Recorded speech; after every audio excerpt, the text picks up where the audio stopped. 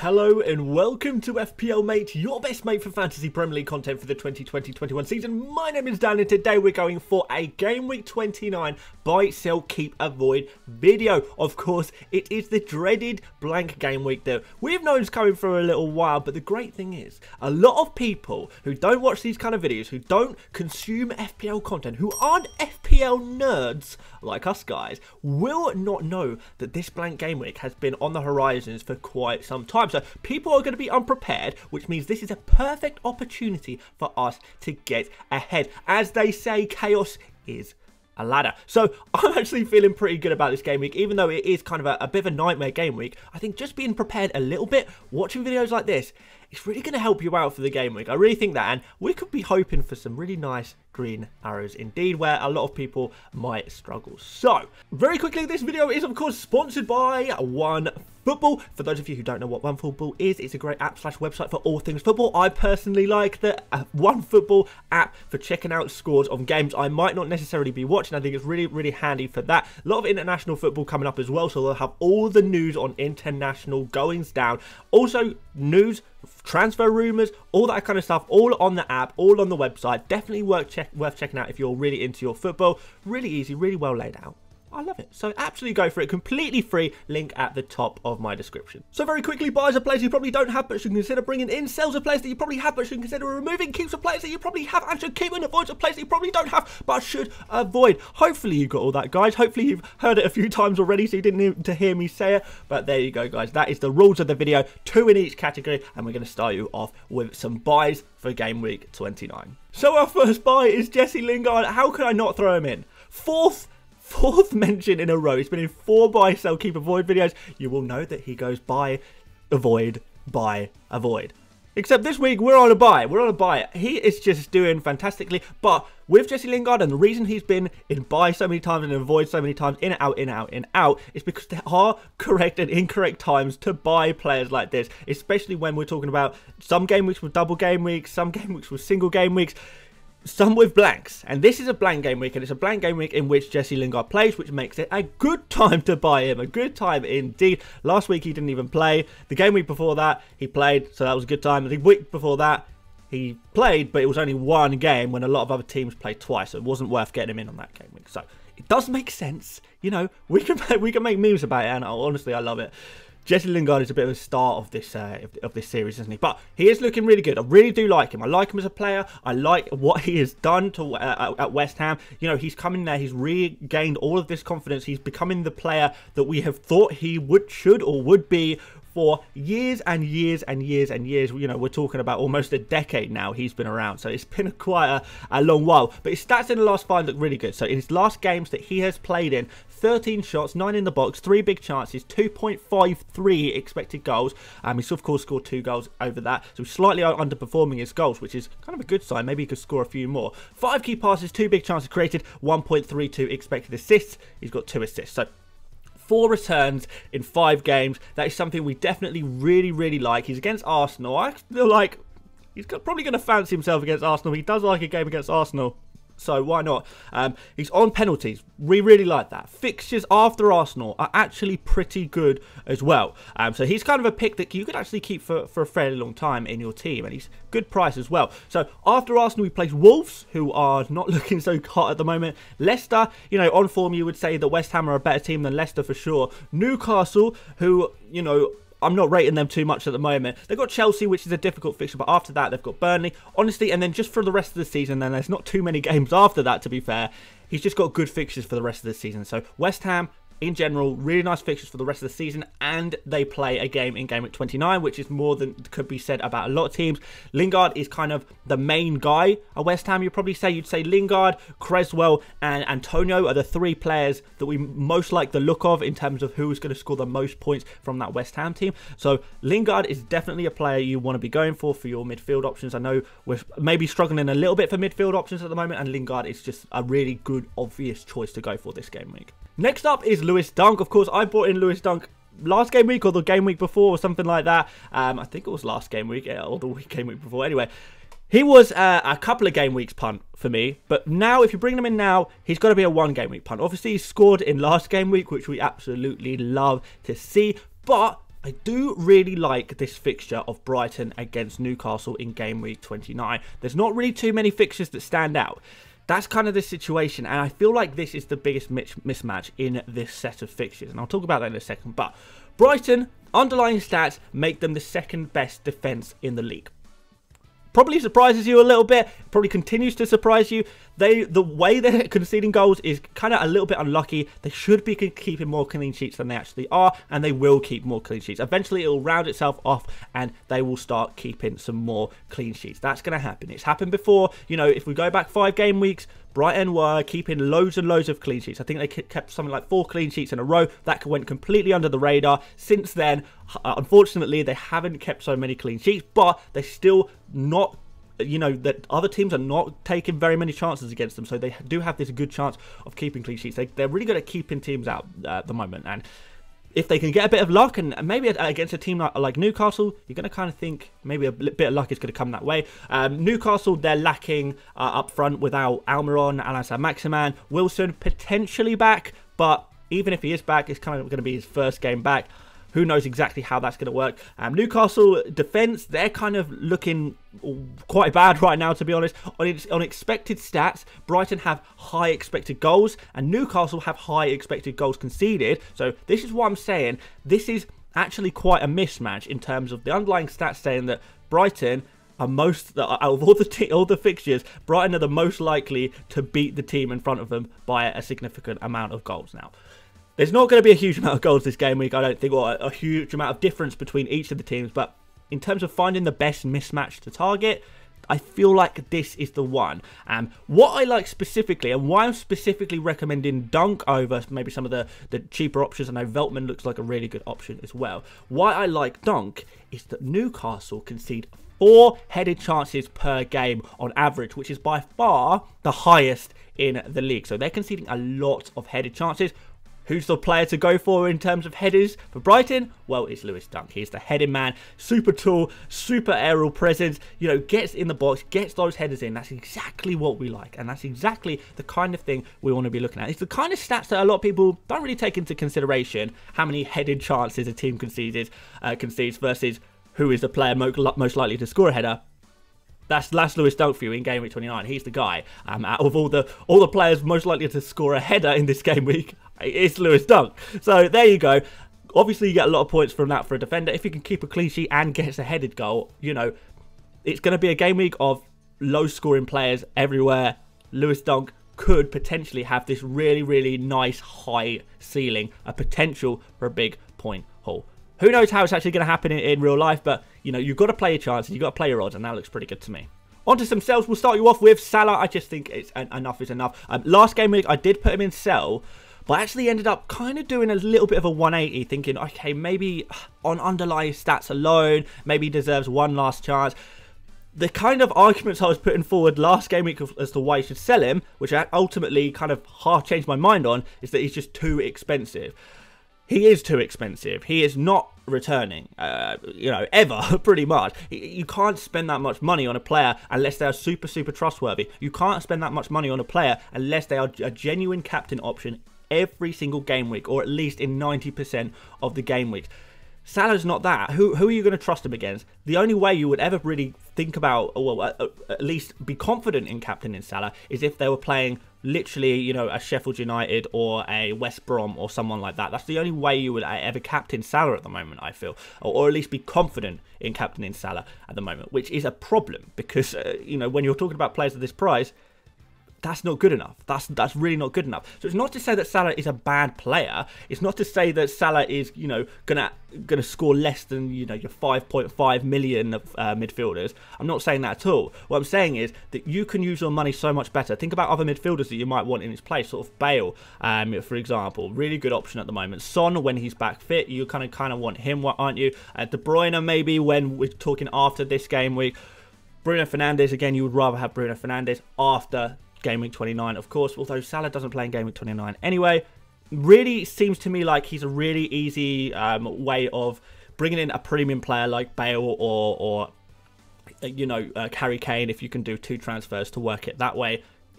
He's got to go. Salah has literally got to go. He's going to be going out of my team in this game week for sure. There's absolutely no doubt about that. enough is enough, I'm afraid. Sorry, guys. Sorry, Salah. That's it. It's sell time. It's sell time. My next sell is Stones, which is going to be a bit of a controversial one, but I don't like to shy away from controversy on this channel. You know, I'm just going to give you my opinion, guys. I'm going to give you my opinion.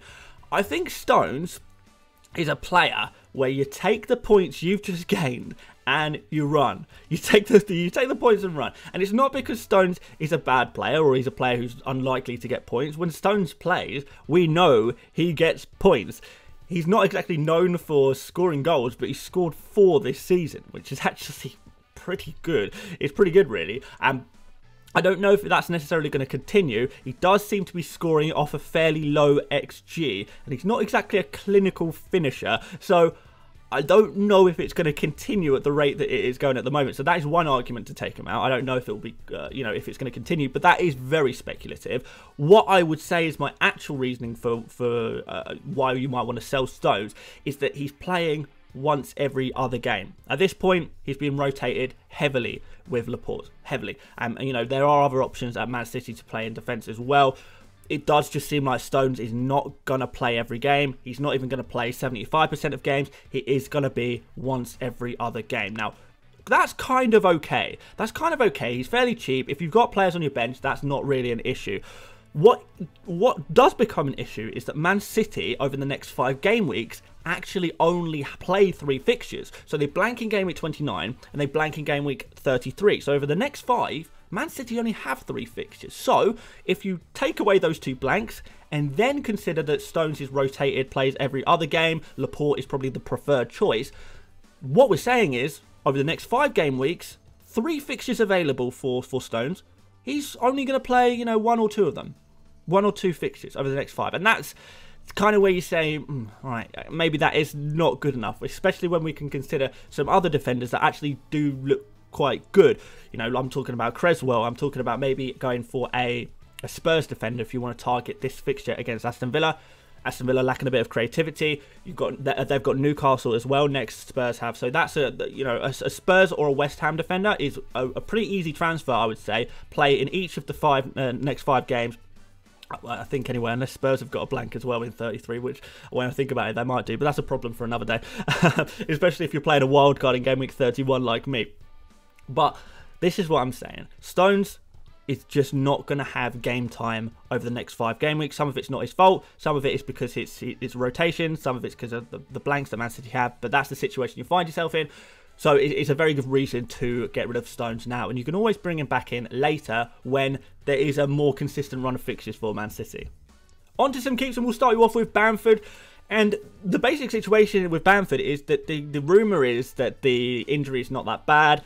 You know, he's maybe got a dead leg, or, you know, it's just a hip collision. You know, he's got a dead hip. I don't know if that's a thing or not.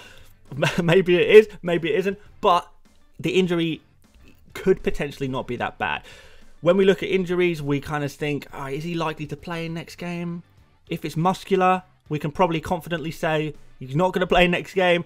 But if it's not muscular, if it's just a knock, then perhaps he does actually play next game. And I do think there is a real possibility that this Bamford injury is just a knock. So what I want to do personally is wait and see, hear from Marcelo Bielsa, who is actually quite good at telling you the truth about his players and their availability. He's quite good like that. We'll find out pretty confidently whether Bamford is going to be available, and we'll find that out later on in the game week. However, even if it does turn out that Bamford is injured for game week 29, I would still want to keep him. And I'd be pretty confident about that one as well, because game week 30, which is the game week after game week 29 this game week 30 isn't until 3 weeks' time. Because we've got the international break between game week 29 and game week 30. There's actually a decent amount of time between game week 29 and game week 30, which gives a player a chance to recover. And in game week 30, who does Bamford play? He plays against Sheffield United. Sheffield United is sort of in a really, really bad situation right now. They're low on confidence. They've lost their manager.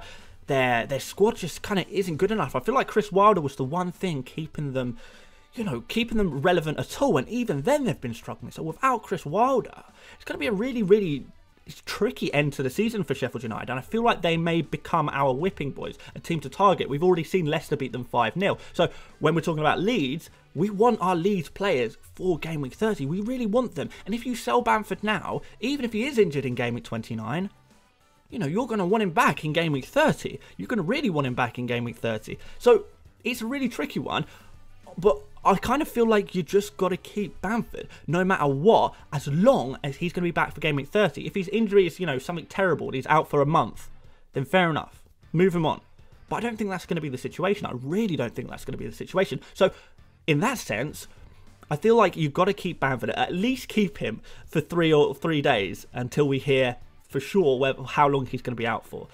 I think that's for sure, because you've got to keep him for Game Week 30. I really do feel strongly about that one. Our next keep is Son, which I feel slightly less strongly about, to be fair. I kind of do understand why people would want to sell Son. I'm not going to be selling Son personally. And let me kind of try and explain to you why I'm not selling Son. And maybe you'll agree, maybe you'll disagree. I don't think it's essential to keep Son, but I wanted to put him in this video and talk about him a little bit. I just wanted to have an opportunity to talk about him, because I know a lot of people have got Son in their teams, and maybe you're trying to weigh up whether you should whether you should sell him or keep him. And maybe I can help you out here. So Son, he is pretty likely to be out in Game Week 29. I would say he's very, very likely to be out for Game Week 29 because the injury did look muscular, unlike Bamford. So the thing is, you probably have some players who don't play in Game Week 29 anyway. So you can say, oh, well, I don't want Son because he doesn't play in Game Week 29. Are you having the same opinions about, you know, we spoke about Salah. I'll just use him as an example. You know, we can talk about Bruno. We can use him as an example, I guess. Those players are not playing in Game Week 29 anyway. So they're kind of in the same boat as Son in terms of players who are unavailable for Game Week 29. Just because Son has the Dorito of death next to his name on the FPL app or website, does that mean he's any more of a priority out than a Salah or a Bruno or a whoever else you have in your team? Mason Mount, Jamie Vardy, whoever, all of these players who don't play in Game Week 29. Son's kind of in the same boat, as long as he's back for Game Week 30, that is. Which, again, we go back 3 weeks. If Son, and he's a pretty good, he recovers pretty fast, Son. If Son is out for 3 weeks or less, he's going to be back in Game Week 30, where Spurs play Newcastle. He could easily be back for that game, and you would probably want Son in your team for that game. So why not shift your focus to another player who doesn't play in Game Week 29? You know, of course, it's going to be different for everyone's different teams. You know, if your team was already pretty set for Game Week 29 and you actually have the only players who don't play in Game Week 29 in your squad are players you actually really want to keep long term anyway, then fair enough, Son might be the ones to remove. But yeah, I just ask yourself whether there's other players you would rather sacrifice. I personally would rather sacrifice Salah, for example, so that's exactly what I'm going to do, and keep Son ready for Game Week 30, assuming he can play in that game week. But I'll probably keep him. Why not, guys? Let's finish off with some avoids. We're going to start you off with Aubameyang. Really interesting one, Aubameyang. And of the two avoids, this is the one I feel less strongly about. But I just feel like Aubameyang is a little bit of a risky one, because Arsenal play West Ham less than 3 days after this important Europa League game. So if Aubameyang plays 90 minutes in the Europa League game, does that mean Aubameyang's then going to be arrested for the West Ham game in the Premier League a few days after?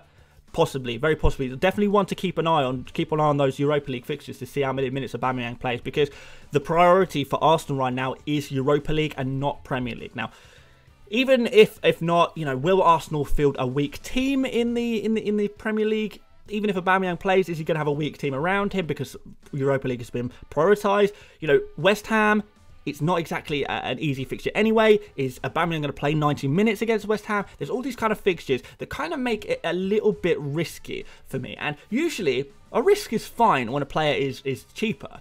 But in a game week like this, where you're going to struggle to get a decent team together anyway, you kind of want to go for some maybe slightly safer picks. And when you're spending so much of your budget on a really risky player, that's kind of a bit of a red flag for me personally. But I mean, it's difficult. Arsenal play Liverpool in Game Week 30 anyway. who are not conceding a huge amount of goals despite all their flaws. And I am planning on a wild card in Game Week 31 anyway. So for me, I'm saying I don't think he's a good short-term punt. If you're looking to bring Aubameyang in for the longer term, maybe for the rest of the season, then okay, maybe you could go for him. Maybe there's some argument there.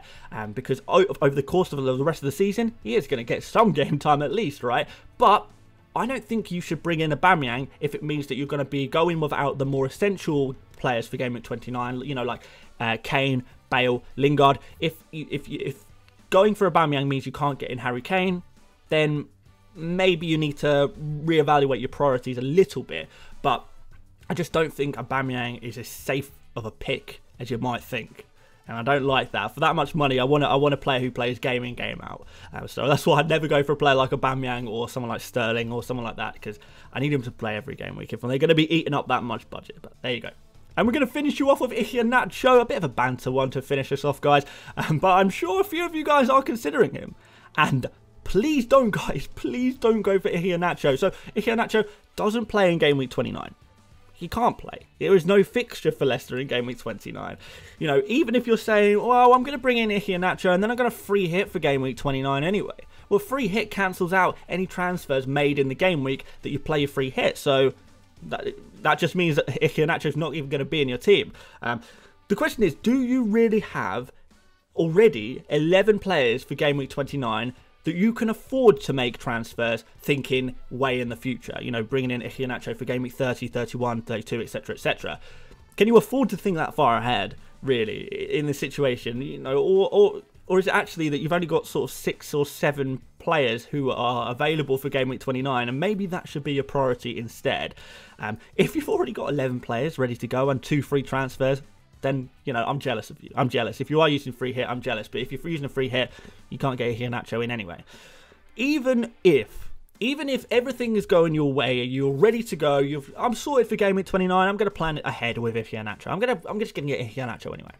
Well, Leicester play against Man City in Game Week 30, which we know is a horrible fixture. And then after that, or even before that, to be fair, Harvey Barnes, Maddison, they're likely to be back by that point, which is going to limit Nacho's playtime anyway, because you don't feel like Jamie Vardy's going to be dropped. Is the system going to change to fit them both in? Vardy, Nacho, Barnes and Maddison? I don't really know how they're going to all play at the same time, or even effectively play all at the same time. It seems a bit of a weird one. So not fully convinced by that, although it could potentially happen. But it just seems like, I don't know, no fixture in Game Week 29. Bad fixture in Game Week 30. Huge competition for his place from Game Week 30 onwards. This is too many red flags, and this is knee-jerk. He scored a hat-trick, and you're trying to knee-jerk him in. Don't. Just don't do it, guys, please. Please don't do it. But I'm sure 1 or 2 of you will be in a situation where actually it might be a sensible move. But for the 99.9% of you guys, Nacho is quite possibly the worst transfer you can make this game week. So quick summary, guys, don't bring in players that you don't play in Game Week 29, just save your transfer, use it later. If you're planning on a Game Week 31 wildcard, think only of players you think will score highly over the next 2 game weeks. So if you're resetting in Game Week 31 anyway, you don't need to think further than 30. So, for example, Salah blanks and then plays against Arsenal. Not going to be many points there. Sell. Kane plays against Villa and Newcastle. Keep, you know, Leeds players. Rafinha plays against Fulham and then plays against Sheffield United. Good fixtures over the next 2. He's the one you want to go for. So kind of think like that a little bit. And yeah, don't transfer out any players who have a Game Week 29 fixture, full stop. Even if you think they're only going to score 2 points in Game Week 29, every point is going to count during this game week. So don't sell them. Just hold them on for one more game week. And of course, wait for injury news. Save your transfers until late. If you've got a player who is a little bit injured or potentially injured, just wait a few days and try and use your transfer as late as possible to try and figure out what's going on there. So there you go, guys. Those are the buy, sell, keeps and avoids of this week. Hope you did enjoy this video. If you did, leave a big thumbs up on the video. Really helps the channel. And of course, subscribe if you're new around here. Really, really appreciated, of course. Check out OneFootball. Check out my Twitter, Instagram. Join my mini league, whatever. All the links in the description. Go for that, guys. Later on in this week, I'm going to be doing a free hit draft for those of you who are free hitting. And even if you're not free hitting, this free hit draft video is going to give me an opportunity to talk about some of the various players who I think will do really well in Game Week 29. So if you are in the market for any players full stop for Gameweek29. Watch the free hit video anyway. Really do recommend that because I'm going to talk about a lot of players. It's going to be basically a video of buys for this game week only. A bunch of 1 week punts. And hopefully that's going to be some good content for you, whether you're free hitting or not. So do stay tuned for that one, guys. But aside from that, thank you so much for watching, and I will see you later, mates. Bye-bye.